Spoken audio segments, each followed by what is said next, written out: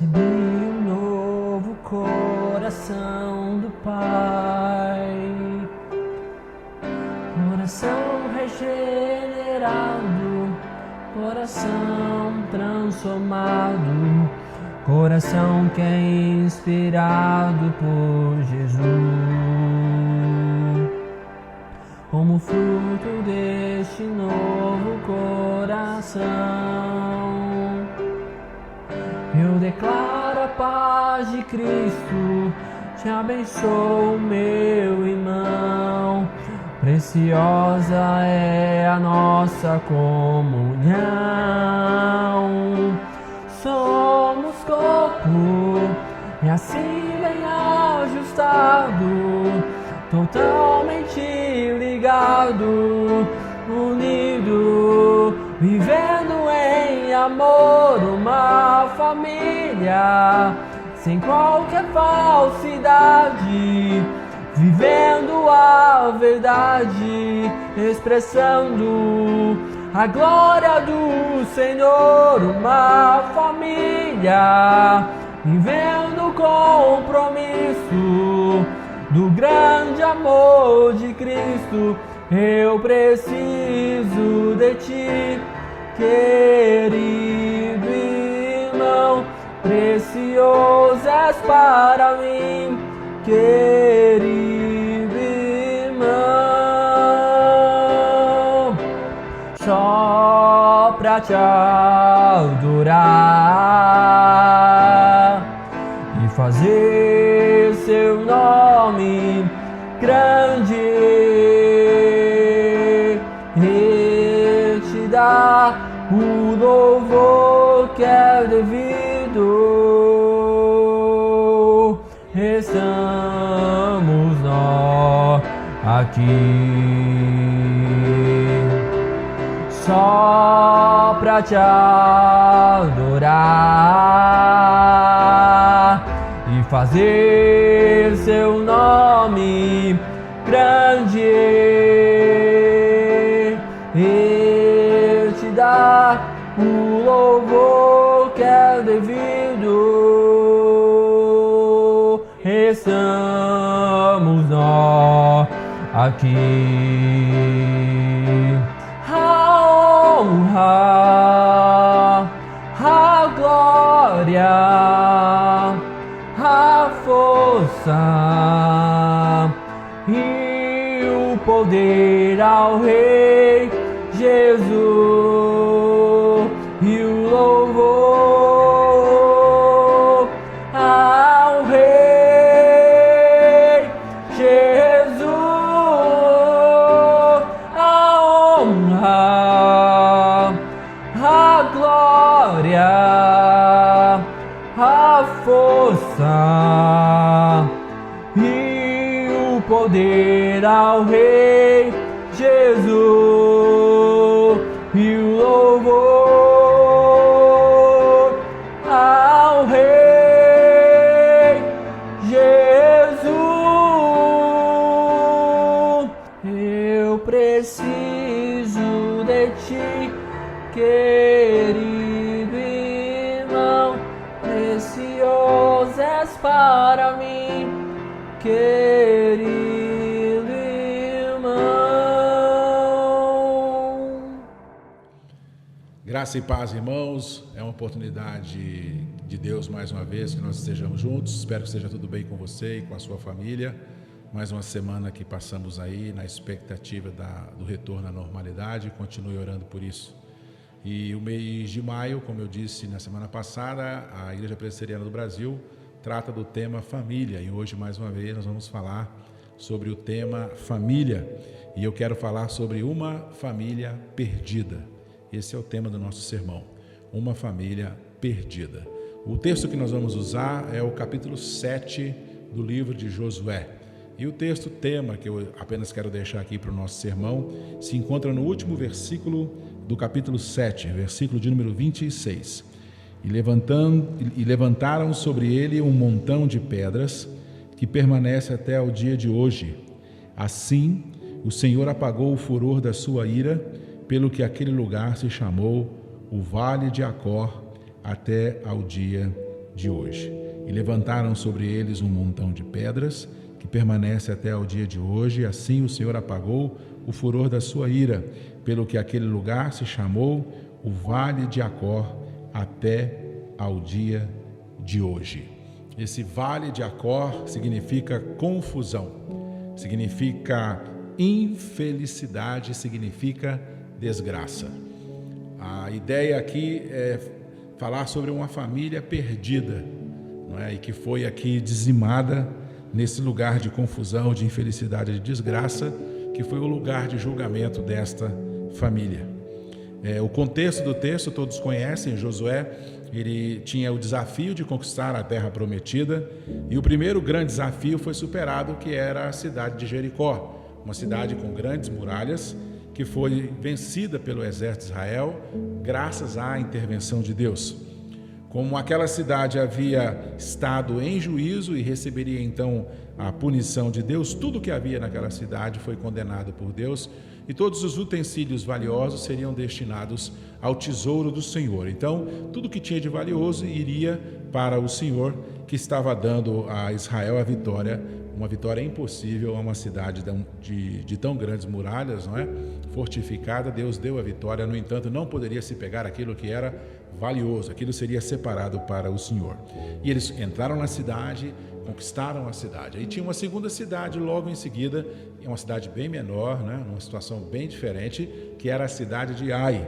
Era mais ou menos assim, para a gente ter uma ideia, não é? Eles haviam acabado de ganhar do Flamengo, não é? É o campeão brasileiro da Série A, e agora eles iam jogar contra a cidade de Ai, que é um time da Série C, que eu escalei aqui, o Volta Redonda. Então eles ganharam do Flamengo e perderam para o Volta Redonda. E então, quando a notícia chega a Josué sobre a derrota, Josué rasga suas vestes, porque aquilo era inaceitável, não apenas perder a guerra, mas perder por um exército tão insignificante, e ele vai clamar a Deus para entender o que está acontecendo. E Deus vai responder a Josué o que estava acontecendo no capítulo 7, versículo 17. Israel pecou e violaram a minha aliança, aquilo que eu lhes ordenara, pois tomaram das coisas condenadas e furtaram e dissimularam, e até debaixo da sua bagagem o puseram. Portanto, quando Israel vai a Deus, Deus diz assim: olha, Israel pecou, Israel não levou a sério a palavra que eu disse a vocês quando entraram em Jericó e fizeram ali o que era errado. E é interessante que quando Deus alerta Josué que havia pecado em Israel, ele dá aqui uma sequência de verbos que descrevem o pecado em si. O verbo violar, o verbo furtar, o verbo dissimular e o verbo esconder. Violaram, ou seja, quebraram a aliança. Furtaram. Por que furtaram? Porque o que estava lá era destinado ao Senhor, portanto era do Senhor, então foi considerado furto. Dissimularam, porque agiram como se nada tivesse acontecido, como se não houvesse violação e nem furto, e esconderam. Então, esses 4 verbos revelam a prática do pecado no arraial de Israel. E por causa deste pecado, eles não conseguiram vencer um exército bem significante de uma cidade pequena. E agora, o que fazer? Não é? Além de Deus deixar claro para Josué o pecado e a forma como ele aconteceu, a sequência através aí dos verbos que nós já citamos, no versículo 12, Deus faz uma declaração a Josué: já não serei convosco, se não eliminardes do vosso meio a coisa roubada. Ou seja, além deles terem praticado o pecado, haver pecado em Israel, naquela condição de pecado, Deus não iria com eles e, portanto, eles haviam perdido a guerra de um exército muito pequeno, porque Deus não estava com eles, o que significa que eles ganharam a guerra em Jericó, porque Deus estava com ele, e o pecado agora impedia de Deus caminhar com o seu povo. Deus não caminha com o pecado, o povo estaria sozinho, e sozinho não conseguiria ganhar nem de um time da Série C. A situação era muito grave. Então Deus orienta Josué a como resolver a situação. Ele pede para Josué santificar o povo, porque o pecado haveria de ser revelado, e Deus deixou determinado aquilo que deveria ser feito com o pecador. Capítulo 7, versículo 15. Aquele que for achado com a coisa condenada será queimado, ele e tudo quanto tiver, porquanto violou a aliança do Senhor e fez loucura em Israel. Então Deus deixa claro o pecado, a cronologia do pecado, passo a passo, a sequência praticada do pecado. Deus deixa claro sua decisão de não ir com Israel por causa do pecado, e Deus deixa claro que a única forma de resolver a situação é eliminar o pecado e tudo quanto o pecador tivesse. Então o pecador deveria ser eliminado. Interessante, porque se você for ver o processo de revelação do pecado, todo Israel vai se reunir e Deus vai chegar ao pecador através da sua linhagem familiar ascendente. É muito legal o texto. No versículo 16, das 12 tribos de Israel, a tribo selecionada é a tribo de Judá. No versículo 17, da tribo de Judá, as famílias das famílias selecionadas foi selecionada a família dos Zeraitas. No versículo 18, chegamos no tronco da família que é Zabdi. E no versículo 19, chega-se finalmente a Acã. E o texto descreve Acã, filho de Carmi, filho de Zabdi, filho de Zerá, da tribo de Judá. Portanto, por tribo, por família, vai se chegar até a família do pecador Acã. Ou seja, Acã era filho de Carmi, neto de Zabdi, bisneto de Zerá, da tribo de Judá.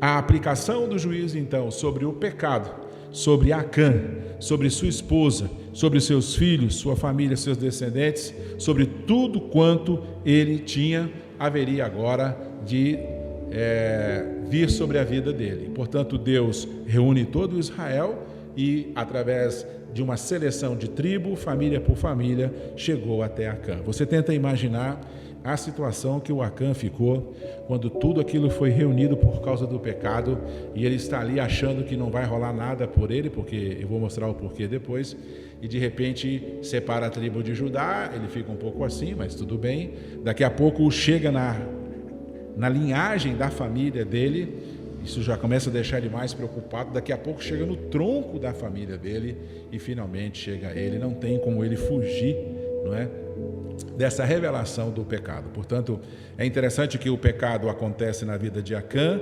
Isso vai trazer um prejuízo para toda a sua família vai se perder, e a forma como Deus vai chegar até essa família foi rastreando a sua ascendência familiar, tronco por tronco, até chegar na sua casa. Lembrando que eu disse na semana passada que cada família é uma unidade, e então toda essa família agora vai sofrer a pena. Nós temos aqui uma família perdida.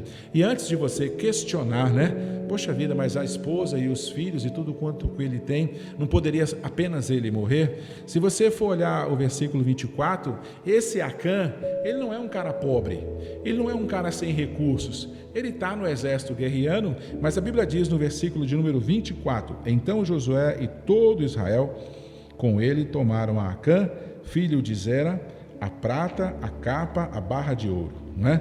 E diz o texto que ele tinha bois, jumentos, ovelhas, a tenda e demais coisas. Então ele tinha bois, jumentos, ovelhas, ou seja, ele não era uma pessoa pobre que estava ali desesperado porque o salário dele era baixo no exército de Israel e, portanto, ele precisava fazer uma grana extra. Não, nada disso. Ele tinha uma condição, ele tinha um recurso, e então o que torna a sua prática mais ainda digna de uma penalização maior, não é?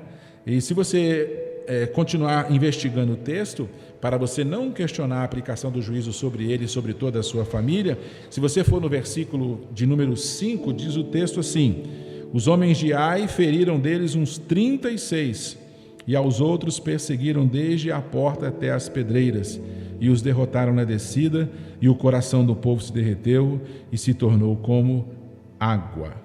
Portanto, nós temos aqui 36 pessoas que morreram por causa deste pecado, ou seja, se cada um desses fizesse parte de uma família, nós temos 36 famílias em luto aqui por causa do pecado de Acã, além do desânimo, da tristeza, da insegurança, da incerteza que tomou conta de todo o arraial. Então, há famílias enlutadas por causa do pecado de Acã.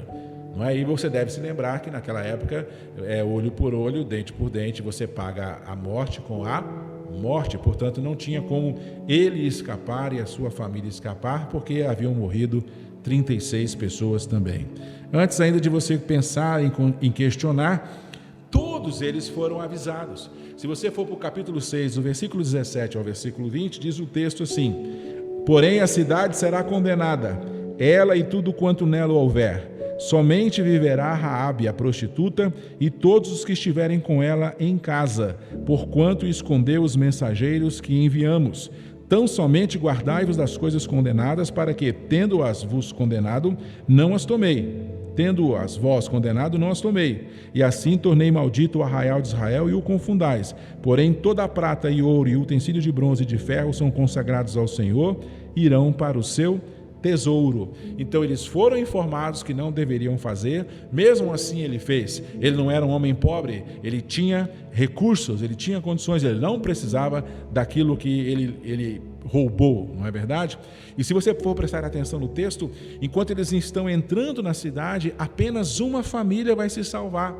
Qual a família que vai se salvar? A família de Raabe. Lembra aí a questão da família como uma unidade? Raabe é a representante da sua casa que ajuda os espias de Israel, e todos os que estavam com ela na sua casa naquele dia em que o exército de Israel chegou a Jericó, todos foram salvos. A família é uma unidade. Lembre-se disso, nesse contexto que nós estamos estudando a família no mês de maio. Portanto, eles foram avisados do que não deveriam fazer. Além de ser avisado do que não deveria fazer, como nós vimos aqui no texto, houve morte por causa deste pecado dele, de 36 pessoas, não é? Além da morte, ele era uma pessoa que tinha recursos, não é? E, evidentemente, é importante entender também, além da gente questionar, é porque quando ele foi exposto nessa revelação de Deus, ele não justifica, não é? Ele não questiona, ele declara que de fato ele pecou. Capítulo 7, versículo 21. Quando vi entre os despojos uma boa capa babilônica e 200 ciclos de prata e uma barra de ouro do peso de 50 ciclos, cobicei-os e tomei-os. E eis que estão escondidos na terra, no meio da minha tenda, e a prata por baixo. Então, diante daquela revelação do pecado, ele declara: eu pequei contra o Senhor. É muito importante isso, né? Essa revelação de Deus e a declaração de Acã, no versículo de número 20. Respondeu Acã a Josué e disse: verdadeiramente pequei contra o Senhor. É possível que nessa declaração aqui, ele, assumindo a sua condição de pecado, isso tenha salvado a sua alma, né? Haja uma salvação para a vida dele. No entanto, a responsabilidade pelo seu pecado, ele sofreria a consequência do seu pecado, porque ele não negou, né? Lembra-se que Davi também disse: pequei contra o Senhor. Então ele entende isso como um pecado diante de Deus, confessa o seu pecado. Diante da revelação de Deus, ele não justifica, ele não põe a culpa em ninguém, ele assume o seu pecado. Mais uma razão para nós não questionarmos o juízo de Deus. Algumas coisas são importantes aqui de nós entendermos quando nós lemos a confissão de Acã. Veja bem, é interessante porque não parece que ele havia ido à guerra, não é? Dá a impressão de que ele foi ao banco ou que ele foi a uma loja de artigo de luxo, não é? Você vai à guerra para lutar, para batalhar e tudo mais, mas ele vai direto num certo setor da cidade onde está ali essa disponibilidade de recursos, de fartos recursos, né? Então ele não entra na batalha bem intencionado, né? No faro logístico dele, ele vai ao lugar onde ele pode tirar algum tipo de lucro, algum tipo de vantagem. Outra coisa importante no texto é que ele soube identificar a capa babilônica como algo valioso, não é? Eu não tenho noção de tecido, mas ele bateu o olho naquela capa, ele sabia que aquela capa tinha um valor considerável. E as demais coisas que estavam ali também tinham o seu valor. Então ele era uma pessoa muito bem informada e sabia a noção do que tinha valor e do que não tinha valor. Outra coisa interessante na confissão dele é porque ele está sozinho. Ninguém mais foi condenado do exército. Interessante isso, né? Você vai para a guerra e você se isola numa batalha de todo mundo. É uma conduta também interessante. Ele se isola de todo mundo e vai na direção onde estão os recursos, a riqueza, o ouro, e aquilo faz com que ele pratique o pecado, mesmo sendo arriscado estar sozinho numa batalha. Então a grande pergunta é, será que Acã realmente estava na guerra, ele foi para a guerra, ou ele foi para se dar bem na guerra? Essa é uma pergunta muito importante. Quando ele confessa de fato seu pecado, declara toda essa intenção de coração em se dar bem na guerra. A forma como Deus foi se aproximando dele através da revelação do pecado, desde a seleção da tribo até a casa de seu pai, foi suficiente para ele não negar, não é? Ele não se justifica, ele confessa, ele assume: pequei contra o Senhor. É possível que diante, de sua confissão, como eu disse, Deus tem até salvo a sua vida, porque ele admite o seu pecado. No entanto, pessoas haviam morrido e a única forma de reparar a justiça e com justiça seria a sua morte. Então nós temos aqui a história de uma família perdida por violar a aliança do Senhor, perdida por se apegar àquilo que o Senhor condena, perdida por tomar o que é de Deus e dissimular como se não fosse dele, perdida por tentar esconder de todos e do próprio Deus a sua conduta pecaminosa. Temos aqui uma família, ou a história de uma família perdida, por quê? Porque quando a aliança é violada, só nos resta o juízo, porque aquilo que não agrada a Deus nos contamina, porque roubar de Deus é impossível, porque a mentira diante de Deus morre logo, porque o pouco que era de Deus e foi escondido, custou ou haveria de custar tudo o que ele tinha. Então Acã se perdeu e levou a sua família à perdição. Nós temos aqui uma família perdida porque Deus não é Deus de confusão. Aquela derrota tinha uma razão. As derrotas têm uma razão. E muitas coisas que não dão certo têm um motivo. E Deus, então, como não é Deus de confusão, esclarece a Josué, esclarece a Israel, esclarece a tribo de Judá, a raiz da família de Acã e seus familiares, que havia pecado em Israel. Essa era a razão da situação que eles estavam passando. Deus não é Deus de confusão, essa família estava perdida. Por quê? Porque Deus não caminha com os pecadores. Deus não tem realmente prazer no pecado. Deus não caminha com os pecadores. Os nossos pecados fazem separação entre nós e o nosso Deus. E quando Ele faz a opção pelo pecado, Ele faz a opção de romper a aliança e Ele perde então a comunhão com Deus. E agora a relação que Ele tem com Deus não é de amor, não é de aliança, mas é de juízo, porque Deus não caminha com pecadores. Porque Deus não quer nada que é seu. Isso é muito importante aqui no texto. Deus não está interessado em nada do que é nosso, mas aquilo que é dele, Ele não abre mão. Você pode achar meio rigoroso isso, mas não é. Lembre-se o que diz a Bíblia no Novo Testamento: todo aquele que o Pai me deu, de maneira nenhuma lançarei fora. Aquilo que é de Deus, Deus não abre mão. O que é seu, o que é de Deus é de Deus. Jesus disse isso também: dai a César o que é de César, dai a Deus o que é de Deus. E não adianta a pessoa pensar que ela pode se dar bem. Deus não quer nada do que é seu, mas o que é dele, Deus não abre mão, e essa família está perdida por isso. Ela está perdida também porque a verdade é o que nos isenta do juízo. E infelizmente a conduta foi uma conduta pecaminosa, dissimulada, mentirosa, e como não havia verdade, a família estava perdida. A família estava perdida porque não há como se esconder de Deus por muito tempo. Então toda uma família se perdeu por causa do pecado. Nós temos no capítulo 7, então, a história de uma família perdida. O que isso deve nos ajudar a pensar, irmãos? A primeira coisa, seja fiel a Deus. Seja fiel a Deus, porque isso será uma bênção para a sua família. Preste atenção. A conduta pecaminosa de Acã fez com que ele se perdesse e toda a sua família fosse perdida. Então a grande mensagem da Bíblia é: seja fiel a Deus, porque isso será uma bênção para a sua família. Uma outra verdade que o texto nos ensina: cuide da sua vida espiritual, e assim você estará cuidando da sua família. Toda vez que você cuida da sua vida espiritual, a sua família está sendo cuidada também. Ou seja, a família é uma unidade, lembra disso? Quando eu faço a minha parte, eu abençoo a minha família. Então seja fiel a Deus, porque isso será uma bênção para a sua família. Cuide da sua vida espiritual, porque assim você estará cuidando da sua família. Outra verdade que nós aprendemos nesse texto é que nos passos de Acã, qualquer família está perdida. Se eu abrir mão, se você abrir mão, se nós dermos brecha ao pecado, nós vamos nos perder e vamos perder tudo. Ou seja, nos passos de Acã, qualquer família está perdida. Essa é a grande lição. O pecado não é o caminho para nós, né? Por último, lembre-se, Deus sabia quem era Acã, Deus sabia o que ele fez, Deus sabia de qual tribo ele era, Deus sabia de qual família ele pertencia. Deus não apenas sabia aonde ele morava, aonde estava a sua tenda, mas que ele tinha escondido debaixo da sua tenda.